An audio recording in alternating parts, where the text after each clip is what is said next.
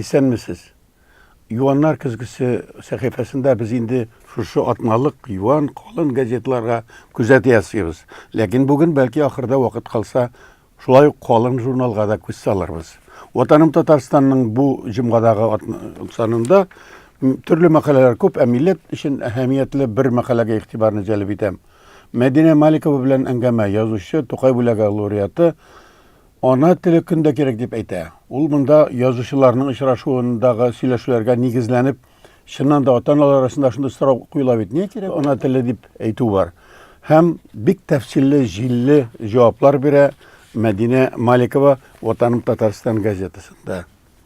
Шәһри Казан газетасында, әлбәттә, бу юлы да әллә ни милләт турында куе булмаса да, актуаль темалар бар, шәһәр өчен дә мөһим инде. Ашка чебен төшсә нишләргә, нинди сенсацион сорау. Бит чыннан да бу проблема бар. Туклану урында, ягъни ресторанда яки ашханәдә чебен төшсә, шушы үз хокуклар яклау өчен нәрсә эшләргә кирәк дигән сорауга җавап бирә. 5 сорау бирелә һәм аңа 5 җавап бирелә. Хикмәт монда шушы дөньяви көнкүреш мәсьәләсе турында татарча сөйләү, татарча фикер йөртү һәм җавап бирү минемчә файдалы булырга тиеш. Әлбәттә, монда авыл тормышы шактый гына Татарстан авылларының 10%-на югалу куркынычы яни дип әйтелә бер кешеле авыл дигән мәкаләдә. Инде гадәттәгечә күз салсак, Мәдәни җомга газетасында соңгы вакытта бигрәк тә Мәдәни җомга милли сәяси эшләр белән шактый маугамы, кирәкле актуаль мәсьәләләрне күтәрәме? Чыннан да күзгә ташлана бу эш. Һәм чыннан да инкар итеп тә булмый торган, һәм бик үк җайлы булмаган фикерләрен дә әйтә. Соңгы вакытта юбилей үткәргән Рүзәл Юсупов белән биредә дә әңгәмә бар, һәм бу әңгәмәнең исеме булай: Татарстан җитәкчелеге тиз биреште, көрәшмәде. Сизәсезме, мондый сүзләрне әйтүчеләр һәм аны басып чыгаручылар электә аз булды, хәзердә күренми. Рүзәл Юсупов бу мәкаләсендә, интервьюсында әйтә: Педагогика институтын университетка кушып, аны юкка чыгару хата булды ди. Чынында бик күпләр моны аңлады. Хәзер инде Милли университет, педагогия институтын кирәк, укытучылар җитми диләр. Аны үзебез университетка куштык та, өстән кушып юкка чыгардык килеп чыга.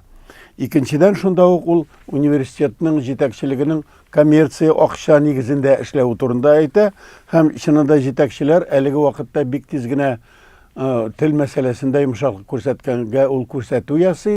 Мәдәни җомганың бу санында җидегәнчелек турында, утта янган җидегән дигән мәкаләнең дәвамы басылган. Бу инде Рәмзи Вәлиевнең китапта чыккан мәкаләсенең бер варианты.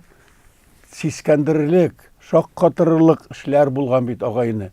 30-нчы еллар башында Хади Такташ, Нәкый Исәнбәш һәм башка иң затлы язучыларга каршы рәсми язучылар берлеге РАП, пролетар язучылар һәм менә шундый инкыйлаб белән шөгыльләнүче совет арбасына утырган язучылар арасында шундый бәхәс чыккан, һәм алар шикаят язып, шушы иң талантлы иң язучыларны, шагыйрьләрне кем мулла баласы, кем советка каршы язды дип 30-нчы елларда ук төрмәләргә салдырганнар, эшләреннән кудырганнар, һәм язучыларның, зыялыларның пранзаран китерелүе 37-нчы елы, 30-нчы елда ук башланган.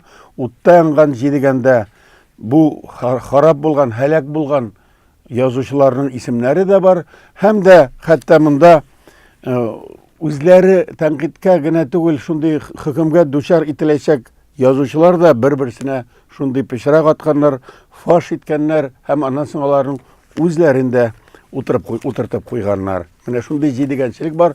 Минемчә, бу тарихны, совет чоры тарихын һәр балага, һәр кешегә, һәр яшь кешегә өйрәтергә кирәктер. Безнең газет кискен әлбәттә яза, чөнки ул мөстәкыйль газет. Радиода чыккан мәкаләләргә дә сылтамалар, күчермәләр бирә.